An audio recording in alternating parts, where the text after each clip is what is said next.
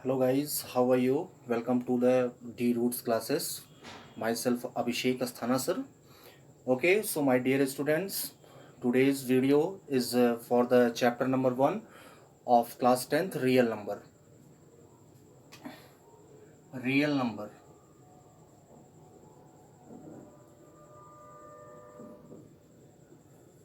Okay, so my dear student, first of all we should know what is the real number. सबसे पहले हमें ये जानना होगा कि रियल नंबर होते क्या चीज़ है. सो रियल नंबर का कॉन्सेप्ट अगर हम देखेंगे यहाँ से, so all those numbers which can be represented on the number line that is called real number. Means अगर हम रियल नंबर को यहाँ से डिफाइन करें, all those numbers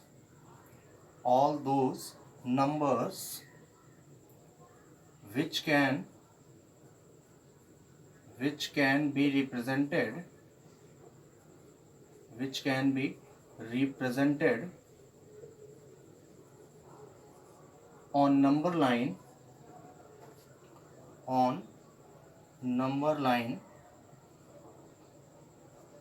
is called real number. Isn't it? Means वो सारे numbers जिनको हम नंबर लाइन पर रिप्रेजेंट कर सकते हो उन्हें हम क्या कहते हैं, रियल नंबर कहते हैं. ठीक है, तो रियल नंबर जो एक्चुअली होता है ये that is the set of the numbers. ये नंबर्स का क्या होता है, सेट होता है. अब हम किन सेट को मिला करके रियल नंबर्स कहते हैं, आइए देखते हैं. जो रियल नंबर का सेट हमारा बनता है, ये रियल नंबर के सेट में हमारा आता क्या है, रियल नंबर के सेट में हमारा आता ये है कि रियल नंबर के सेट में हमारा आता ये है कि रियल नंबर के सेट में हमारा ये आता ये है कि कौन कौन से नंबर आते हैं. फर्स्ट आपका आता है, देखते हैं, सबसे पहले आपका आता है नेचुरल नंबर. फर्स्ट आपका आता है नेचुरल नंबर. ठीक है, फर्स्ट आपका आ जाता है नेचुरल नंबर.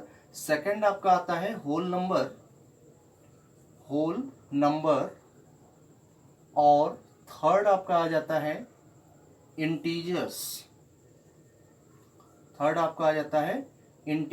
अब देखिए यहाँ इंटीजर्स की दो कैटेगरी होती है.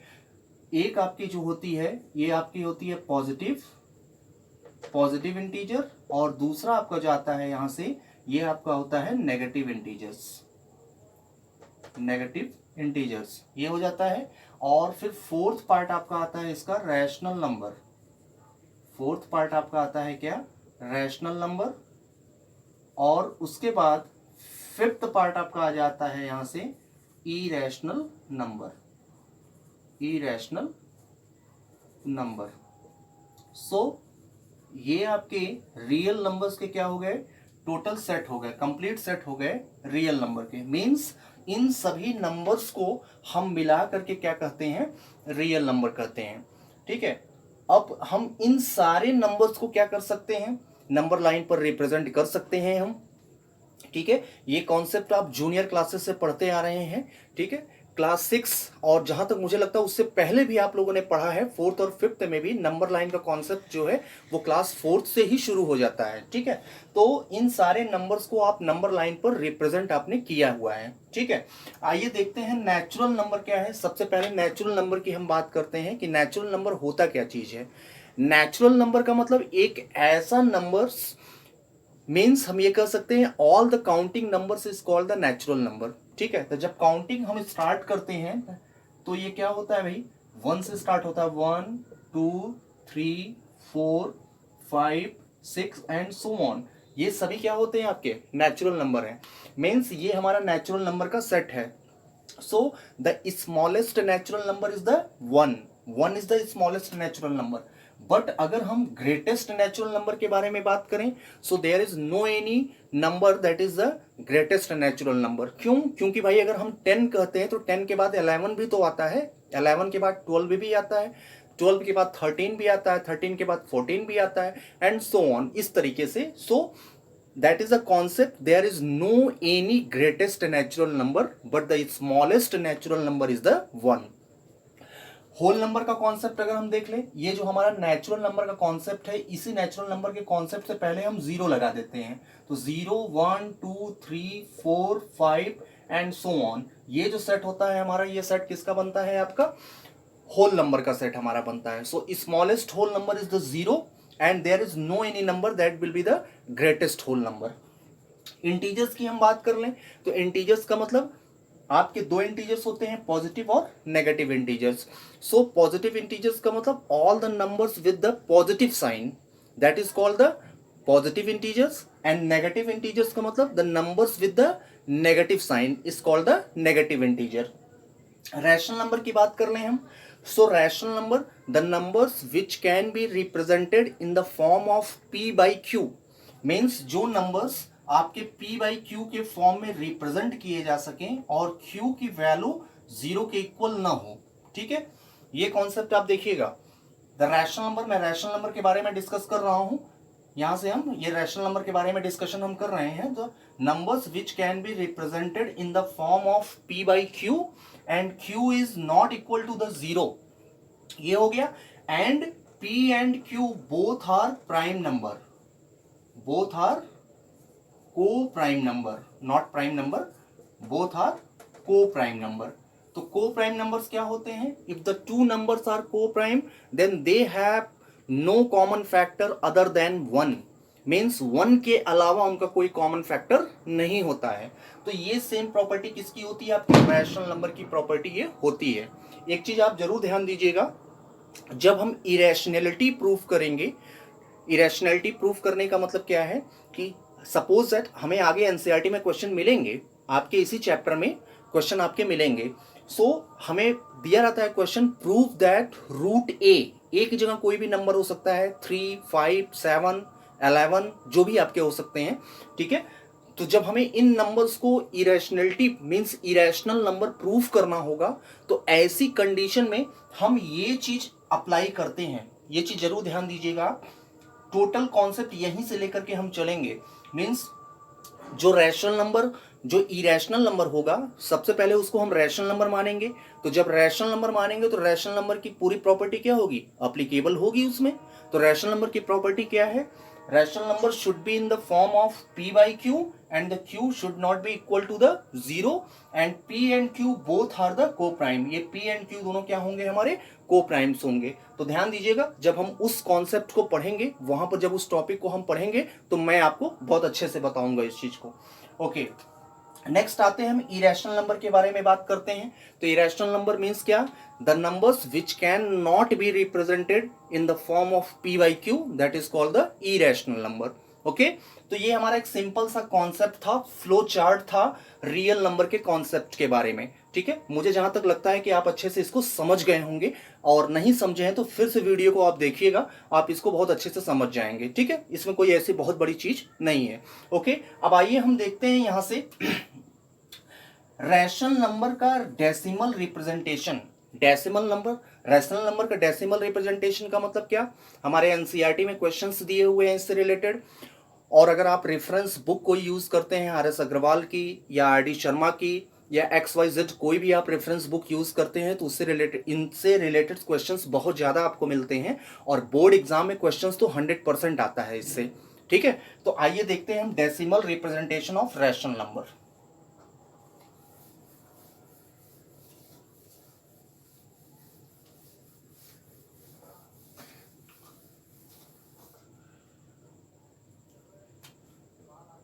डेसिमल रिप्रेजेंटेशन ऑफ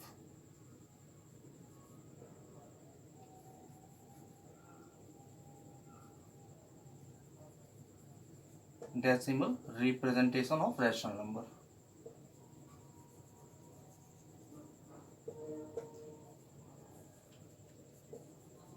देखिए, ये जो हमारा टॉपिक है decimal number of decimal representation of rational number, ये एक्चुअली है क्या चीज। ठीक है, देखिए हर एक रैशनल नंबर को हम डेसिमल में कन्वर्ट कर सकते हैं, कैसे, डिवाइड करके, है ना। जब हम डेसिमल में रिप्रेजेंट करते हैं रैशनल नंबर्स को, तो यहां से देखिए बहुत सारी कैटेगरीज आपकी जनरेट होती हैं। कौन सी कैटेगरीज जनरेट होती हैं, इस टॉपिक को बहुत ध्यान से समझिएगा, क्योंकि बहुत इंपॉर्टेंट टॉपिक है ये। ठीक है, और इससे रिलेटेड क्वेश्चंस आपको मिलेंगे, और अगर आप यहां समझ गए तो फिर क्वेश्चंस अटेम्प्ट करने में कोई प्रॉब्लम नहीं होगी, आपका कॉन्सेप्ट हमेशा के लिए क्लियर हो जाएगा। ठीक है, क्योंकि 6 मार्क्स का क्वेश्चन आपका इस चैप्टर से पूछा जाता है बोर्ड एग्जाम में। ओके, तो देखिए जब हम रैशनल नंबर को जब हम कन्वर्ट करेंगे डेसिमल फॉर्म में, तो यहां से दो केसेस आपके जनरेट होते हैं। सबसे पहले दो केसेस आप समझिए, कौन कौन से केसेस आपके होंगे। पहला केस जो होगा ये आपका होगा टर्मिनेटिंग का, पहला केस जो होता है आपका terminating terms of decimal representation, और दूसरा आपका जो होता है ये आपका आता है नॉन टर्मिनेटिंग का, non terminating terms of decimal representation for the rational number. ये दो केसेस आपके सबसे पहले जनरेट होंगे। ठीक है, फिर से इसको समझते हैं हम।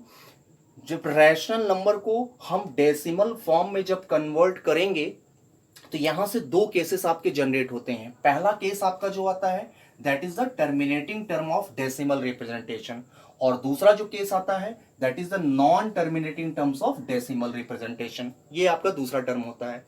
तो चलिए, जब terminating terms of decimal representation हो गया तो टर्मिनेटिंग टर्म्स का मतलब ओवर हो गया, कंप्लीटली डिवाइड हो गया। तो जब कंप्लीटली डिवाइड हो गया भाई, तब तो यहां तो इसका मामला खत्म हो गया ना, यहां तो मामला खत्म हो गया, इसके बारे में कुछ अब बात करने की जरूरत ही नहीं है। चलिए अब आते हैं सेकंड वाले पे हम, नॉन टर्मिनेटिंग। तो जब यहां नॉन टर्मिनेटिंग है क्या मतलब जो कंप्लीटली डिवाइड ना हो। ठीक है, तो जब कंप्लीटली डिवाइड नहीं होता फिर यहां से दो केसेस जनरेट होंगे आपके, फिर आपके यहां से दो केसेस जनरेट होंगे। एक आपका होगा रिपीटिंग, रिपीटिंग को हम क्या कहेंगे, रिकरिंग भी कहेंगे। रिपीटिंग को हम क्या कहेंगे, रिकरिंग टर्म्स ऑफ डेसिमल कहेंगे। और दूसरा आपका क्या होगा यहां से नॉन रिपीटिंग, दूसरा आपका क्या होगा यहां से नॉन रिपीटिंग होगा। नॉन रिपीटिंग को हम क्या कहेंगे, non recurring terms of decimal representation, non recurring terms of decimal representation. ठीक है, ये देखिए ये दोनों केसेस किसके लिए होते हैं आपके, नॉन टर्मिनेटिंग केसेस के लिए आपके होते हैं। ठीक है, ये जो फ्लो चार्ट मैं बनाया हूं, फ्लो चार्ट को बहुत आसानी से समझिएगा, बहुत सिंपल है एकदम।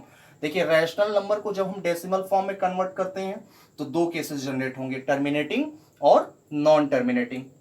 तो टर्मिनेटिंग का मतलब क्या, जो कंप्लीटली डिवाइड हो गया। तो जब कंप्लीटली डिवाइड हो गया तो इसका मामला यहाँ पर रफा दफा कर दिया हमने, खत्म हो गया यहाँ से, तो यहाँ से कोई मतलब ही नहीं है। अब जब नॉन टर्मिनेटिंग केसेस में आएंगे हम, तो नॉन टर्मिनेटिंग केसेस में दो केसेस आपके जनरेट होंगे। पहला आपका क्या हो जाएगा, repeating term of decimal representation, और दूसरा आपका क्या हो जाएगा, non repeating terms of decimal representation. तो रिपीटिंग वाले को हम क्या कहते हैं, रिकरिंग टर्म्स भी बोलते हैं, और नॉन रिपीटिंग वाले को क्या बोलते हैं, नॉन रिकरिंग टर्म्स हम बोलते हैं। ठीक है, तो ये कॉन्सेप्ट मैप बिल्कुल आपको क्लियर होगा फ्लो चार्ट का। ओके, अब आइए हम देखते हैं कि कैसे हम आइडेंटिफाई करेंगे, कैसे हम पहचानेंगे कि terminating terms of decimal representation है या non terminating terms of decimal representation है। अगर कोई रैशनल नंबर दिया हुआ है तो उस रैशनल नंबर को भाई हमें पहचानना तो होगा ना, कि हम कैसे आइडेंटिफाई करेंगे कि नॉन टर्मिनेटिंग है या टर्मिनेटिंग है। भाई देखो होता क्या है कि अगर हमें कोई रैशनल नंबर दे दिया तो हम डिवाइड कर लेंगे, है ना, हमारे दिमाग में यही एक सिंपल सा कॉन्सेप्ट आ रहा है, इसमें पता क्या करना है, डिवाइड करके हम देख लेंगे। लेकिन ऐसे क्वेश्चन आपसे पूछे ही नहीं जाते हैं, आपसे कहेगा विदाउट एक्चुअल डिवीजन। तो जब विदाउट एक्चुअल डिवीजन कहेगा तब तो हमारा दिमाग काम करना यहाँ बंद कर देगा कि भाई जब डिवाइड ही नहीं करेंगे तो पता कैसे चलेगा। और सर ने तो बताया कि डिवाइड करने पर, भाई डेसिमल में अगर हमें कन्वर्ट करना है तो बिना बिना डिवाइड किए हम कैसे करेंगे। ठीक है, तो बहुत ही सिंपल रास्ता एक है, आइए देखते हैं कौन सा रास्ता है। अगर देखिए कोई रैशनल नंबर दिया है तो रैशनल नंबर का कॉन्सेप्ट अभी हमने थोड़ी देर पहले पढ़ा कि जब रैशनल नंबर होगा तो वो क्या होगा भाई, पी बाई क्यू के फॉर्म में होगा, और क्यू जीरो के इक्वल नहीं होना चाहिए, है ना, यही ना प्रॉपर्टी अभी हमने पढ़ी थोड़ी देर पहले। तो अब देखो क्या करना है हमें कि जब रैशनल नंबर दिया हुआ है तो जो Q की वैल्यू होगी, Q की वैल्यू, Q का फैक्टर हम कैलकुलेट करेंगे। फैक्टर का मतलब जिससे कोई नंबर डिवाइड होता है वो फैक्टर होता है। Q का फैक्टर हम कैलकुलेट करेंगे, तो Q का factor 2 power m into 5 power n के फॉर्म में अगर है तो ये क्या हो जाएगा हमारा, सीधा ये हो जाएगा हमारा टर्मिनेटिंग केसेस हो जाएगा। बहुत सिंपल है। ठीक है, फिर से देखेंगे हम। अगर रैशनल नंबर है तो rational number p by Q के फॉर्म में होगा, जैसा कि अभी हमने थोड़ी देर पहले पढ़ा, और q की वैल्यू 0 के इक्वल नहीं होगी। भाई ये तो हमारा, यही तो हमारा कॉन्सेप्ट है रैशनल नंबर का ना। तो अब हम क्या करेंगे, जब हमसे कहेगा without actual division identify which of them given rational number is the terminating terms of decimal representation और the non terminating terms of decimal representation. तो हम उस कंडीशन में क्या करेंगे, हम डायरेक्टली क्या करेंगे, q का फैक्टर हम कैलकुलेट करेंगे। अगर q का फैक्टर 2 और 5 के फॉर्म में है तब ये क्या होगा, हमारा terminating terms of decimal representation होगा। ठीक है, आइए देखते हैं एग्जांपल। जैसे हमारा हो गया 1/5, तो भाई 1/5 हमारा रैशनल नंबर है, तो ये p बाई क्यू के फॉर्म में हम इसको क्या करें, कंपेयर कर लें। तो q की वैल्यू क्या आई हमारी 5 आई, तो q की वैल्यू क्या आई 5। अभी हमने क्या कहा भाई, q का हम फैक्टर निकालेंगे, तो q का फैक्टर हम निकाले 5 का फैक्टर, q का मतलब 5, तो 5 किससे किससे डिवाइड होगा, 1 से डिवाइड होगा और 5 से डिवाइड होगा, है ना। तो 1 की जगह पे हम क्या लिख सकते हैं भाई, 2 पे पावर 0। भाई किसी भी नंबर पे पावर अगर 0 होती है तो उसकी वैल्यू हमेशा 1 होती है। और 5 की जगह क्या लिख सकते हैं हम, 5 पावर 1 लिख सकते हैं। 5 को हम 5 पावर 1 लिख सकते हैं ना। तो 5 का फैक्टर क्या आया, देखो 2 और 5 के फॉर्म में आया।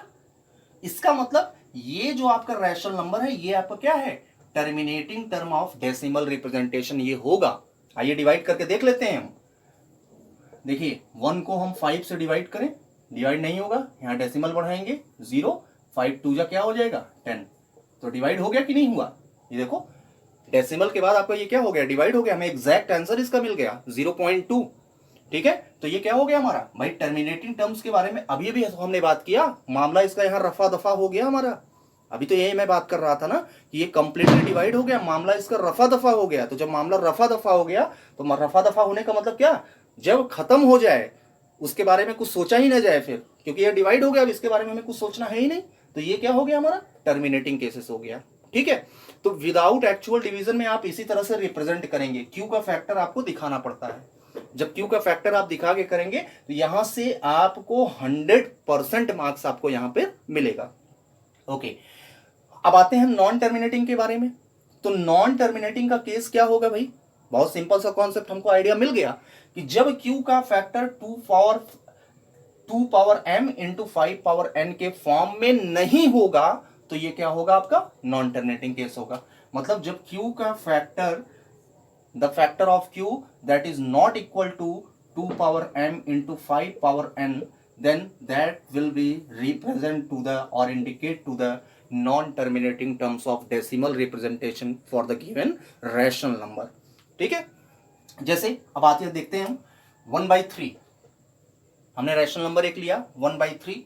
अब यहां पर हम इसको कंपेयर करें p बाई क्यू के फॉर्म में, तो q की वैल्यू क्या मिली भाई, हमें 3 मिली। तो 3 का फैक्टर हम कैलकुलेट करें, 3 किससे किससे डिवाइड होगा, 1 से डिवाइड होगा, 3 से डिवाइड होगा। तो 1 की जगह पे क्या ले सकते हैं हम, या तो 2 पावर 0 भी ले सकते हैं और 5 पावर 0 भी ले सकते हैं, है ना। लेकिन 3 की जगह क्या लेंगे हम, 3 पावर 1 ही तो लेंगे।